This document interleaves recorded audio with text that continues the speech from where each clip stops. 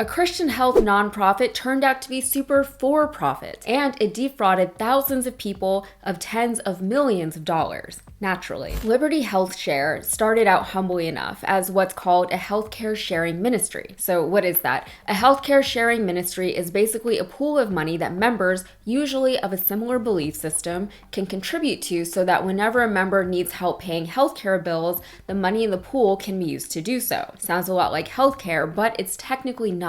It's just a pool of money that happens to be used to pay medical bills. But since it's technically not healthcare, it technically operates outside of the government. It barely operates as a business. And as a result, these ministries can be difficult to regulate. Healthcare sharing ministries are attractive to people who maybe don't have access to private healthcare through their jobs, or maybe they can't afford government-issued healthcare. Some people don't trust private healthcare companies, can't blame them for that, or maybe they're skeptical of the kind of coverage that the government can give them. Also, many people find these sharing ministries attractive because they're run by and for people of religious faith. People of God and faith wouldn't screw over sick people intentionally, right? If you get breast cancer, I'm not going to say deserve it, you brought it on. Well, of course they would, because money is tangible and God is not, and the religious grifter has been around for as long as religion has been around. Religious people, are easy targets for these grifters precisely because of their faith. That faith, which is a strongly held belief in something that they cannot see,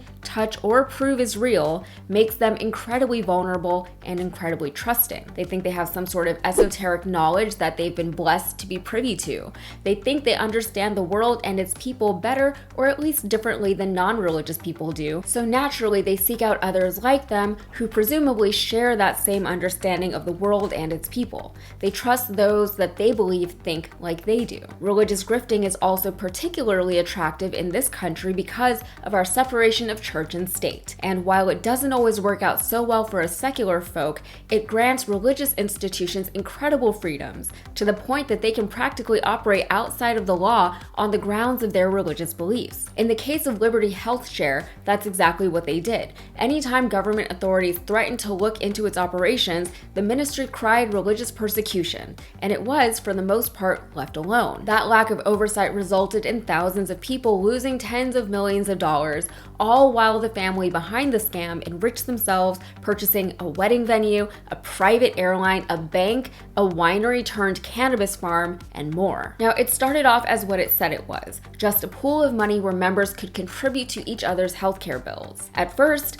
the money was being sent directly from member to member, so the guy running the operation didn't really handle too much of the money. It started with a guy named Bruce Hawthorne, a pastor in Ohio, and his nephew Dan Beers. Hawthorne started the Christian Brotherhood newsletter, charging members a monthly subscription fee. It functioned as a nonprofit, so 90% of the fees went toward members' medical bills, with the remaining 10% going toward administration, operations, overhead, etc. Dan Beers was in charge of marketing originally, with the goal of attracting more members to the pool. But shortly after launch, state regulators tried to step in when they noticed a few red flags. Hawthorne claimed religious persecution and defeated the regulators, essentially creating an insurance-like scheme that was exempt from regulation. At that point, Hawthorne and Beers decided to be a little more hands-on with the members' fees. Now, instead of members sending money directly to the parties that needed it, the money would go into the ministry's bank account. From this point, the money flew in every direction, with Hawthorne and Beers using the fees to enrich themselves,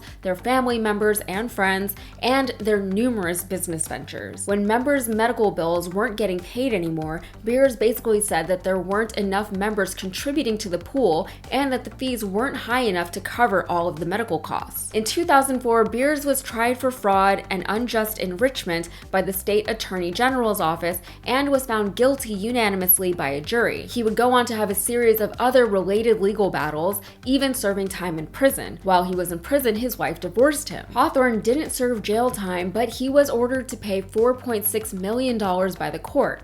However, he died in 2012 without ever paying. But in 2014, Beers was back in the game with Liberty HealthShare, emboldened by the fact that the Alliance of Healthcare Sharing Ministries had convinced even more states to shield ministries from regulation. regulation. With the Obama-era passing of the Affordable Care Act, Senator Chuck Grassley helped to slip in a provision that healthcare sharing ministries could be legal alternatives to people who didn't want to purchase healthcare from the government. Membership in these ministries exploded, and Beers was there to capitalize on the boom. Jump ahead from 2015 to 2021, Liberty collected at least $1.9 billion in revenue, but they didn't report over $1 billion of those payments to state or federal tax agencies. During this time, by the way, Liberty was a sponsor at CPAC. Liberty HealthShare ran into all kinds of trouble regarding its reporting and the legality of its operations, oftentimes relying on legal loopholes and semantics to keep them afloat and out of trouble. I've been talking about this for a while now, so I will leave it there.